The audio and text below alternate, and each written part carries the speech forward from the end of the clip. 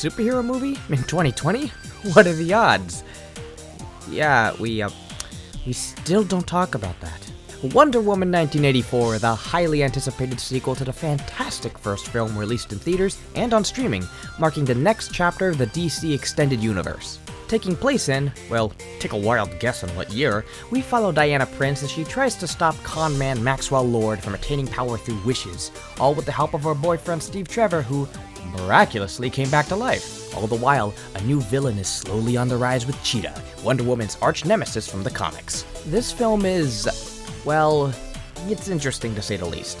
Finding a way to top the first film is no small feat, so director Patty Jenkins decided instead of that, she decided to go in a completely new direction. Warner Brothers gave her complete creative control to tackle new kinds of subject matter in a new setting with a completely different tone and approach. Gone is Wonder Woman's sword, warrior nature, and gritty World War I aesthetic. Instead, we are brought into a bright and colorful 1984 with Wonder Woman playing more of a defensive role with nothing but her lasso of truth in her arsenal. Plus, a much cheesier tone than before, almost bordering on Sam Raimi's Spider-Man levels of campy. And I don't particularly have an issue with taking things in a new direction. Sometimes it could be for the better. When Thor wasn't resonating with audiences with his first two films, Ragnarok came around with a complete shift in tone and audiences ate it up. Every few years, Doctor Who undergoes changes with the character and world to tell new stories.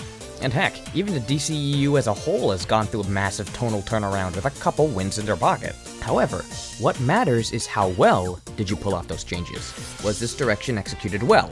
And frankly, no, not for the most part with this movie. The pacing for this film is awful, positively dreadful. For over half the movie, everything progresses at a snail's pace. After the opening scene, there are no more action sequences for another hour and 20 minutes until we finally see Wonder Woman in our Wonder Woman movie.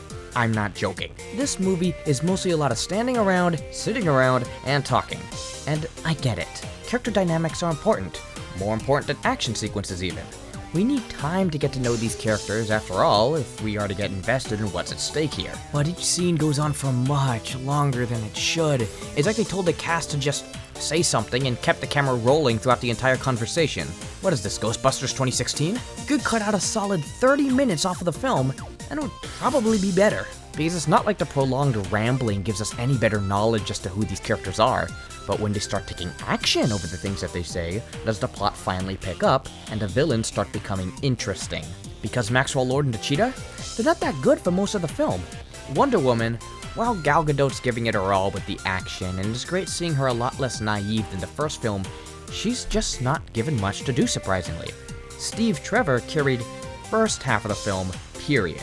Because not only is it because of his arrival that finally gets the dominoes falling, but his charisma alone and dynamic with Diana is what keeps things remotely entertaining. So, from the looks of things, this movie looks pretty bad. So, time to slap a Dismal on the screen and call it a day, right? Well, not so fast. You know the Pokemon Regigigas?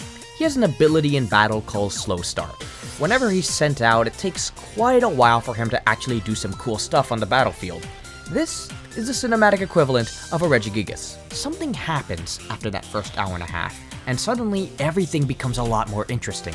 Maxwell becomes a lot more compelling. Cheetah gets moments that leave you excited to see more. Wonder Woman faces new challenges and shows off more vulnerabilities. And Steve, well, he was good anyway. And all of this, coupled with a better understanding of the balance between action and dialogue, makes for a final hour that I think was pulled off rather well. I started to kind of forget how painful that first half was and enjoy what's happening right now. So when the credits came up, I ended up feeling pretty good at the end of it. It felt like I was watching two very different movies that were somehow telling the same story. But it's still disappointing that only one half of the film is good, when the whole thing should have been great. I still can't excuse how painfully slow of a journey it was to get to the good stuff. I really can't as a reviewer. As such, looking over the film as a whole, balancing the pros and the cons, I can really only say that Wonder Woman 1984 is okay, which means it's nothing more than a badass. If you have the patience to sit through all the really lame stuff, you may just be rewarded with something special. But if you don't want your time wasted and choose to skip this because of its slow start, you know, I really can't blame you.